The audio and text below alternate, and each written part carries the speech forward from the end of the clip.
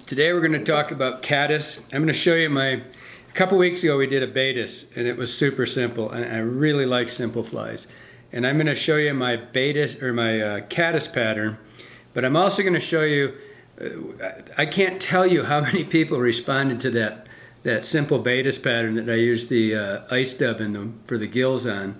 But what we noticed is that the lights in here seem to have like just magnified what the wing looked like. So I'm going to show you a still of that Baetis and how many strands that you should use in it. And it's about, I don't know, 10, 15. You'll see in the still, if you look at it, when I did the original, when we tied it, I used Senyo's laser dub because we couldn't see this ice dub that I usually use.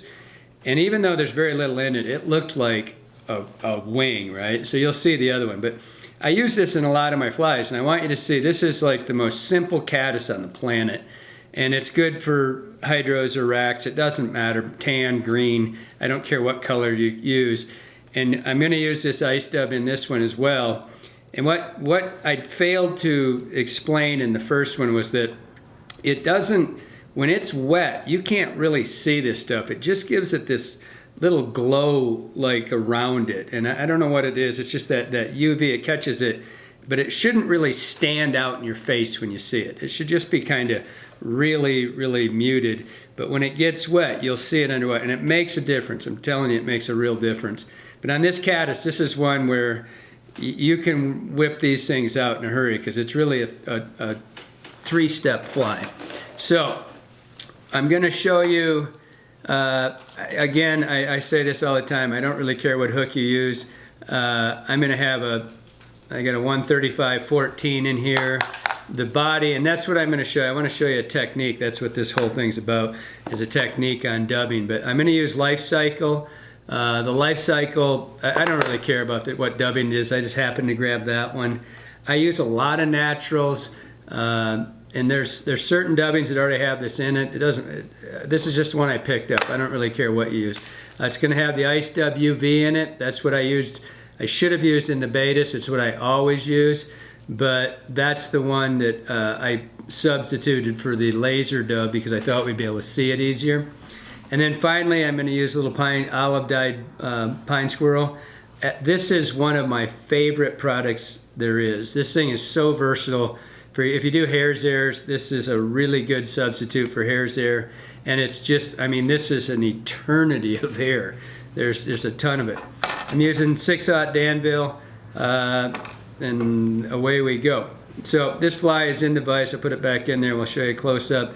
You can see it's got two-tone. You can't really see it that well. I'm going to pull this back and you probably can see it a little better. But I'm going to show you how to two-tone a body with a dubbing loop because it's a technique I've used. I use this on my dry flies too.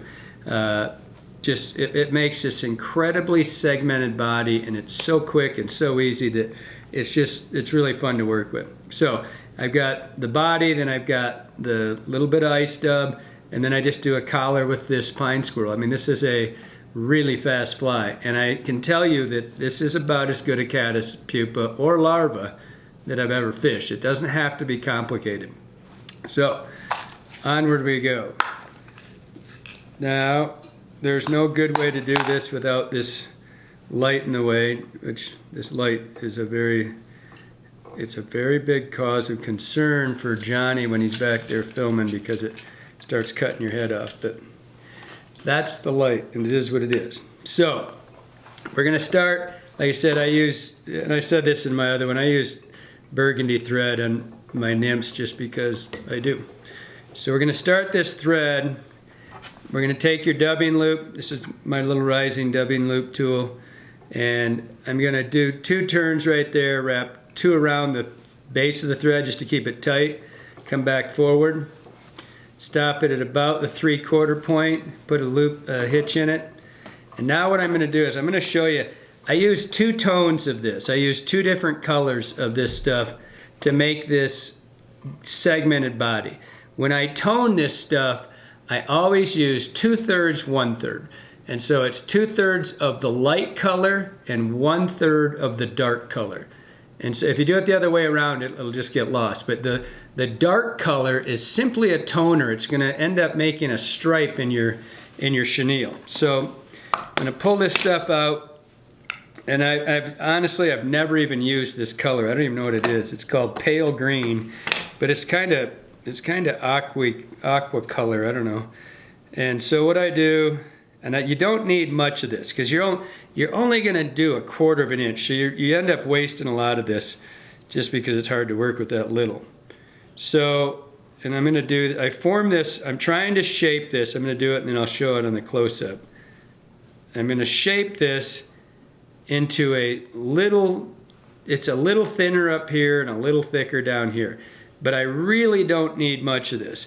And then I'm gonna take a dark green, I'm gonna set that down, and honestly I don't, just so it's a different color. It doesn't matter. If you wanted to use dark brown, you could use that. So I'm gonna do the same thing. So now I've got, and I'll show you a close-up. So now I have 2/3, 1/3. This one's a little bit skinnier, you know, and it's gonna go right on top of the other one. Don't blend this, don't try to make it, don't try to blend it and make it look like one color, because you're really trying to get 2 colors out of it. Don't take your glasses off. All right, so I do not like dubbing wax on when I use loops. I like to be able to move this stuff around. So I've got this thing and it's tapered. So I kept my taper. You can see, I don't know if you can see that there. And I'm going to put this inside here. Try to keep it in the middle. If you have dubbing wax on here, it kind of, when you do that, it kind of gets stuck. So all I'm going to do is I start my spin right here. And you can see how much, I've got, you know, twice as much as I need. That's so I can put my finger on this, and that's the beauty of this tool. I spin that, and it's basically done. It's just that fast, all right? So if you look at this, and I'm sure you'll be able to see it, these aren't really that extremely different colors, but you can see on the thread that I've got a segmented body now. I've got dark and light and dark and light. So when I wrap that, it's gonna look like chenille. It's gonna look like variegated chenille. And the thing about these dubbing loops, you undo that just a little bit. See how much looser my body is, and you can see my variegation a little bit more. And now I'm starting, you can see the two-tone. Tighten it up, and if you want to loosen it up and pick it, you can pick it out, make it a little bit more picky, which is really money when you start doing hair's ears and stuff like that. Tighten it back up, and you can see it's just a little bit picky, okay? So now, first turn is your most important one always. Just make sure that that's covered up, and then just move forward. This is a fat little body. We're not trying to get, with a caddis, unlike a mayfly, you don't have a lot of taper. It's just a really short, stubby little body. And if it's too picky, if you don't like what you see, you can pick it out. Now, when you use a dubbing loop, back it off when you get to here to turn it, and you'll have a flat surface. When it's spun really tight, it's round and it's pretty thick. You back it off, and then you're tying against a flat surface. So that's my body. If I wasn't chit-chatting like that, you could see how you could do that in 20-30 seconds, and this is really gonna end up being about a minute-long fly. So now take a peek at it, and remember, when these things get wet, this picky body, it doesn't stay picky like this. It starts wrapping around it, and it starts creating a bulbous kind of pupating look on it, where it gets kind of, it looks kind of, I don't know, gelatiny. It's like kind of gooey looking, like a caddis is. They're not really a hard body when they start pupating, and so it really helps with the picky to make it. What it does, it traps water around it. So now back to this was when I did that video with my Baetis nymph. I used, again, reiteration about the 10th time. It looked like I used a lot of this, and I'm going to pick this off. I'm going to tie it in. I'm going to show you that I really end up with about 10 strands of this. You don't need a lot. So I'm going to pick it out, and when we did, like I said, we did it before, you could barely see it. And so I don't know, I'm sure you can't see it there. I'm going to do a close-up here. You can see there's maybe 10 strands, and they're just loose. This is random. Don't try to get it too tight. All I do is I tie it in on the back. I give it one turn on the back. Don't worry about moving forward, and then just fold it on the side to you.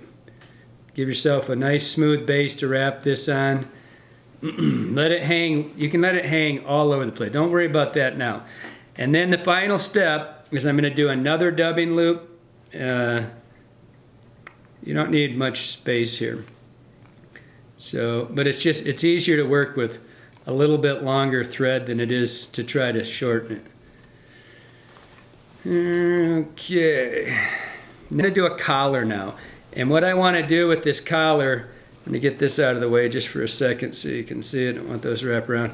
You can see this is pine squirrel, right? And it's got it's got really variegated little tip hair on it. It's got a webby underside, so you can see it's like dubbing down deep there.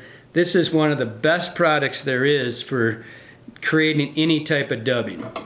But the thing I'm going to do right now is when you do a collar, you know, if you were doing a hare's ear, you'd pick this out and you'd get it kind of random like this. You get a whole bunch of little fibers, right? I'm not going to do that. You can see the back, the spine cut here is kind of brown. I have this stuff all over me. This stuff right here, I don't want the brown one on this one, I just want the olive one. So I'm going to come in here, and instead of picking this out, I'm trying to keep that where you can see it. I'm going to stand it up, get it kind of square like this, and I'm just going to cut a piece of it out. All right, and you'll keep it in your hand so it doesn't, you don't want these to get random now. You want them to be relatively tight, and you don't need many of them. So that's a lot. That would be enough for like a size 12 hare's ear. I mean, that would be a ton of legs. So I'm going to just keep it.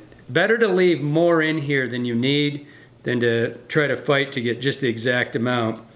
Now I'm going to spread that out. See, it's like that. Now I'm going to take my loop and open it up. And what you're going to do is you're going to take this as one piece like that. Stop that running around. You're going to take this in, put it in as one piece, let it sit in there exactly. You got to figure out how long you want those, and then I just cut them to length, all right? And you leave some of that butt. See how I can manipulate that? You can move it in tighter, longer legs, shorter legs. Then just give this a spin. Get this back here. And what you're going to see is it looks like hackle spun around that thing. So we're going to wrap this. All we need is 2 turns. I'm going to wrap this. Before I do, just wet your fingers and get all those tips going back in the same direction. Then I'm just going to put 2 turns. I want one nice tight one right at the collar. That kind of slid off on me a little bit there. So I keep wetting my fingers and keeping that go back. That's 2. I'm actually going to put a 3rd one on it because I got a little extra here. All right. So that's all there is to that. Now, don't drop your tool. Whoa. We just had a disaster almost there. I cut that pretty tight and she got away from me. We saved it. All right, 3 turns. You can whip it off however. So now that you can see the legs, now I come in here and I just grab this thing, get that out of your way. Grab this and I pull the ice dub back just behind it, cut it off, and I'm sure that looks like a lot, but you saw how I tied it in. It only had a handful of fibers. I mean, like 5 or 6 on the side is fine, but you can see, I think you can see, I don't know if we do that, it's a translucency. I'm going to break real quick, run out of here, and I'm going to get this wet and I'm going to put it back in here.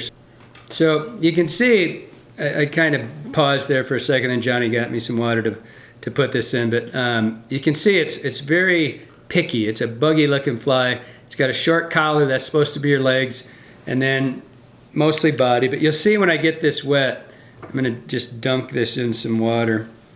You'll see how the ice dub kind of gets, I gotta get it wet here. The ice dub will quit being so, it it's not as prevalent as it looks when it's, I mean, when it's sitting in the vise, it looks like it's in your face. And you can see it's not nearly as, I'm going to just put this right back in here if I can without my glasses. So you can see how it just starts getting a pupating, like it's a gaseous bubbles, what that's supposed to be underneath there.